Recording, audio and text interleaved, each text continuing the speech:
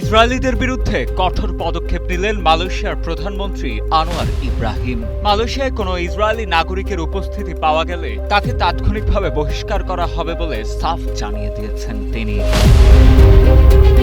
সম্প্রতি দক্ষিণ মালয়েশিয়ার জোহর রাজ্যে একটি বেসামরিক আবাসিক কমিউনিটির কর্মকাণ্ডে ইসরায়েলি নাগরিকের সম্পৃক্ততা নিয়ে যে অভিযোগ উঠেছে তার প্রেক্ষিতেই এমন কঠোর অবস্থান নিলেন দেশটির সরকার প্রধান। এ বিষয়ে গণমাধ্যমের কাছে প্রধানমন্ত্রী আনোয়ার ইব্রাহিম বলেন, বিষয়টি নিয়ে ইতোমধ্যে তদন্ত শুরু হয়েছে।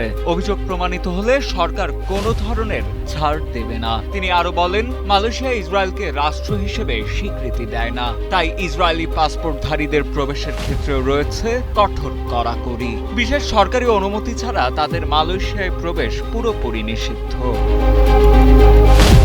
এদিকে জোহর রাজ্যের একটি স্টার্টআপ কমিউনিটি নেটওয়ার্ক স্কুলে ইসরায়েলি নাগরিকের সংশ্লিষ্টতার অভিযোগ ওঠার পর দেশটির স্বরাষ্ট্র মন্ত্রণালয় তদন্ত শুরু করেছে।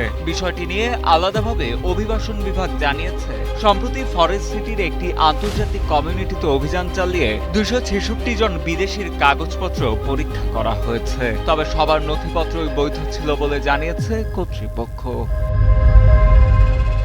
ডেস্ক রিপোর্ট, সময়ের আলো।